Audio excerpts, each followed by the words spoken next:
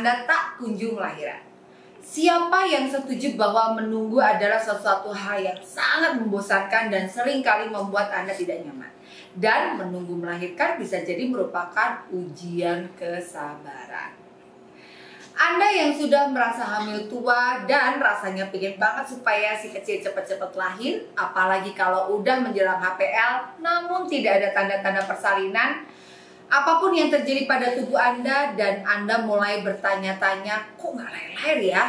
Udah gitu, kalau udah masuk di fase ini banyak sekali si ibu yang jadi malas keluar rumah dan tidak pengen bertemu sama siapapun, terutama tetangga di komplek, karena begitu keluar rumah pertanyaannya cuma sama, kok belum lahir?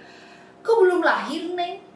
Lalu kapan lahirnya? Itu setengah udah lahir. Terus buka HP aja males banget karena tiap buka WA pertanyaannya sama, udah ada tanda-tanda belum? Kok lama? Kok belum lahir? Sampai rasanya pengen menghilang sejenak dari muka bumi. Bener gak? Kalau bener tulis tulis di kolom komentar ya. Siapa yang ngerasain kayak gini? Coba ayo. Soalnya gini, ibu hamil tuh kalau udah hamil tua nih, udah di atas 37 minggu deh, di hati itu ada rasa takut dan takut doang. Gak lahir-lahir ya, harap-harap cemas rasanya. Terbukti dari mana coba? Hampir setiap hari kalau aku live di Instagram kita sambil make upan pagi gitu biasanya. Nah, di kolom komentar itu pasti ada pertanyaan, HPL ku 3 hari lagi Bude, tapi kok belum ada tanda-tanda ya? Atau aku udah 41 minggu Bude, tapi dede bayinya masih anteng, gimana? Pokoknya itu terus pertanyaannya, sampai ngejawabnya aja rasanya bosen banget, beneran. Nah, biar Anda nggak bingung dan aku nggak usah ngejelasin satu-satu secara berulang, di video ini aku akan memberikan beberapa penjelasan mengenai alasan mengapa persalinan nggak kunjung dimulai, serta apa yang bisa Anda lakukan. Kemudian saya juga akan membagikan apa action plan yang dapat membantu Anda mencegah HPL lewat. So, simak baik-baik ya.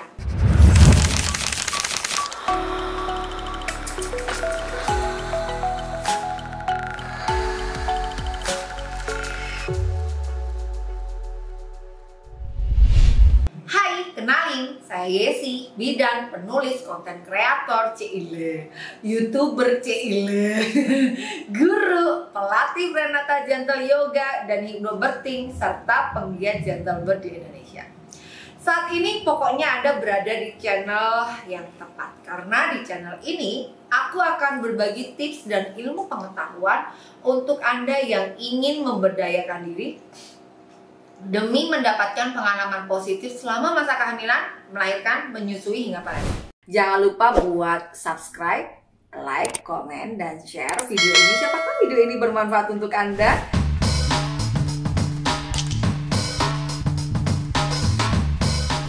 So, balik lagi ke masalah kenapa nggak kunjung lahiran. Sejauh ini sih para ahli masih belum dapat memahami apa alasan pasti yang dapat memicu dimulainya persalinan itu sendiri. Beberapa orang mengatakan bahwa persalinan itu dimulai atau dipicu dari si janin. Namun ada pula yang mengatakan bahwa rahimlah yang memicu dimulainya persalinan. Tapi yang kita tahu pasti adalah bahwa ada beberapa hal yang dapat memicu keluarnya hormon-hormon persalinan yang membuat proses persalinan dimulai. Sebelum kita membicarakan lebih lanjut mengenai alasan kenapa bayi Anda nggak kunjung lahir, saya ingin mengatakan bahwa pada umumnya kehamilan dapat berlangsung selama 38 sampai 42 minggu. Sebenarnya 37 sampai 42 minggu lah, ya kisaran segitu. Dan bahwa semua yang masih ada di dalam rentang itu masih dianggap normal. Aku bilang gini karena ada banyak ibu hamil yang umur kehamilannya 37 minggu atau 38 minggu yang merasa panik karena mereka belum merasakan kontraksi apapun. Apabila Anda seperti itu, maka tenangkan diri Anda karena untuk sebagian besar ibu hamil 37 dan 38 minggu masih dianggap terlalu awal untuk proses persalinan. Jadi, Anda mungkin harus menjadi lebih sabar. Namun, ada pula para ibu yang sudah melewati HPL-nya dan masih tidak mengalami tanda-tanda persalinan apapun. Jadi, tenang aja.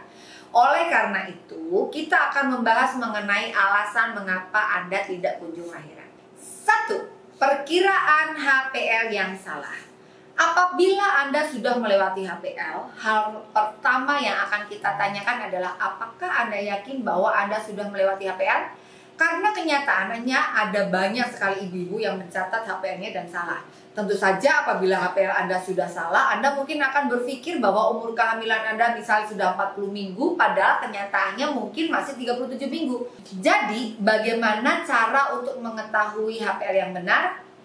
Walaupun HPL yang Anda ketahui biasanya merupakan asumsi perkiraan terbaik, namun cara yang paling akurat untuk mengetahui umur kehamilan Anda sebenarnya adalah melalui pemeriksaan USG yang dilakukan sebelum atau di umur kehamilan 12 minggu. Apabila di umur kehamilan 12 minggu provider Anda memberikan Anda HPL, maka jadikan itu tanggal patokan. Setelah itu, provider Anda biasanya akan memberikan HPL yang baru berdasarkan pemeriksaan USG dan Anda mungkin juga menemukan bahwa HPL Anda akan berubah-ubah di setiap kali pemeriksaan USG. Namun, HPL ini tidaklah akurat. Begitu juga dengan pendekatan melalui HPHT, hari pertama mens terakhir atau hari pertama haid terakhir. Walaupun pendekatan ini menghasilkan HPL yang akurat, namun metode ini didasarkan oleh asumsi mengenai panjang siklus menstruasi Anda. Jadi, apabila panjang siklus Anda ternyata salah, maka metode ini sudah tidak lagi akurat. Dan aku sudah jelaskan di video sebelumnya, yaitu tentang kenapa penentuan HPL dan HPHT dari HPHT dan USG beda. Nah, silahkan buka linknya ya. Oleh karena itu, lagi-lagi hal pertama yang dapat Anda lakukan adalah memastikan apakah HPL Anda akurat atau tidak. Dan bahwa metode yang paling akurat untuk mengetahui HPL Anda adalah pemeriksaan USG di umur kehamilan 12 minggu atau sebelumnya. Yang kedua, posisi janin yang tidak optimal. Alasan lain yang membuat Anda nggak kunjung lahiran adalah karena janin Anda belum masuk panggul atau karena posisi janin Anda tidak optimal. Seperti misalnya menghadap ke depan, bukan ke belakang alias posterior, atau posisi kepalanya tidak optimal seperti dongak lah, miring lah, sebutannya oblik misalnya, asinklitis gitu kan. Nah, namun hal ini bukan berarti ibu-ibu yang posisinya tidak optimal tidak bisa melahirkan normal. Persalinan normal masih memungkinkan untuk ibu-ibu ini, hanya saja proses persalinannya biasanya akan lebih lama. Oleh karena itu, apabila posisi bayi Anda belum optimal atau posisi janin Anda belum optimal dan kepala janin Anda belum terkunci di panggul, maka cobalah untuk mengoptimalisasi posisi janin Anda terlebih dahulu. Start 32 minggu, Anda sebaiknya sudah aware tentang ini. Dan juga sudah melakukan berbagai upaya untuk mengoptimalisasi posisi janin seperti rajin olah tubuh melalui prenatal gentle yoga. 3. Serviks Anda yang belum siap. Sebelum serviks Anda menipis, yang mana biasanya ini terjadi pada saat proses persalinan sudah dimulai, serviks Anda mulai menjalani beberapa perubahan. Salah satunya adalah serviks Anda melunak. Namun masalahnya tidak ada yang dapat memberitahu Anda kapan proses ini akan dimulai. Ketika proses ini terjadi lebih lama dari seharusnya, maka proses persalinan Anda akan juga lebih lama dari seharusnya. Masalah yang sering dijumpai adalah selama ini seorang ibu memasuki fase pre-labor atau bahkan early labor, namun serviks ibu masih tebal dan keras. Pada kasus tersebut, tubuh Anda akan membutuhkan waktu untuk mempersiapkan serviks Anda sebelum Anda memasuki fase aktif, yang mana merupakan fase di mana Anda akan merasakan kontraksi yang kuat. Oleh karena itu, penting bagi Anda untuk memulai mempersiapkan serviks Anda di umur kehamilan 37 minggu, supaya serviks Anda lebih siap ketika proses persalinan dimulai. 4. Serviks Anda terluka. Beberapa ahli seperti Penny Simkin mengatakan bahwa alasan lain yang membuat Anda tak kunjung lahiran adalah karena serviks Anda terluka dari operasi sebelumnya atau ada infeksi sebelumnya di area serviks. Mengingat bahwa jaringan luka dapat membuat serviks lebih sulit untuk melunak. Jadi akhirnya prosesnya jadi lebih lambat. Namun berita baiknya adalah bahwa masalah ini biasanya dapat diselesaikan dengan sendirinya dan bahwa Anda hanya perlu menunggu dan memberi tubuh waktu untuk menyelesaikan masalah tersebut. Kamu mau turun, Sen? Yuk, turun. Sudah? Oke. 5. Hormon persalinan yang terhambat. Kadang-kadang tubuh Anda sudah siap untuk proses persalinan dan Anda dapat merasakannya. Namun ada sesuatu yang menghambat, yaitu hormon persalinan. Terhambatnya hormon persalinan ini dapat disebabkan oleh berbagai alasan, seperti konsumsi obat-obatan tertentu dan kondisi medis tertentu.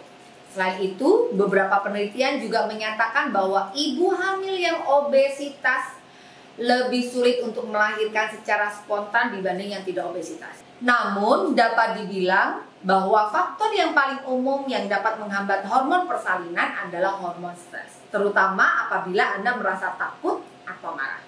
Oleh karena itu, penting untuk Anda mempelajari berbagai metode yang dapat Anda gunakan untuk mengurangi level stres Anda selama proses persalinan. 6. Kontraksi yang tidak efektif. Seringkali beberapa ibu yang berada di fase pre-labor tidak menyadari kalau dia sudah berada di fase pre-labor.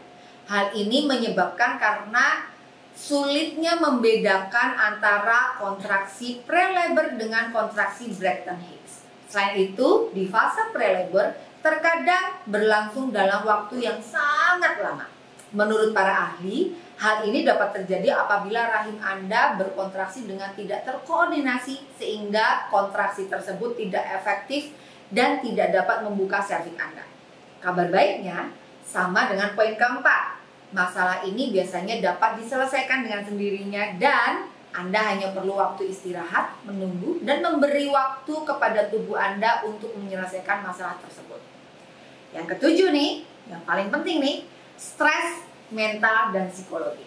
Seperti yang kita ketahui bahwa proses persalinan sangatlah dipengaruhi oleh kadar hormon oksitosin dan si hormon ini sangat berperan dalam proses kontraksi. Sayangnya, hormon ini sangat sensitif. Ketika seorang wanita mengalami stres, panik, dan takut, serta merasa terintimidasi oleh sesuatu, even itu waktu, orang, suasana, tempat, maka itu semua sangat bisa menghambat produksi oksitosin. Itulah kenapa Anda harus benar-benar siapkan mental dan rajin melakukan relaksasi hypnobirthing supaya tetap tenang, mental, dan psikisnya. Silahkan dengarkan panduan relaksasi hypnobirthing dari bidan kita dan ada banyak pilihannya loh ya. Dan juga kalau perlu mengikuti kelas hypnobirthing di bidan kita. Nah, semoga melalui video ini Anda makin semangat dan makin happy dan tetap percaya diri bahwa janinmu akan lahir di saat yang tepat, di waktu yang tepat, dan dengan cara yang terbaik. Semangat ya, udah gak usah khawatir lagi. Sampai jumpa di video tips bidan kita yang lain. Oke, thank you, love you.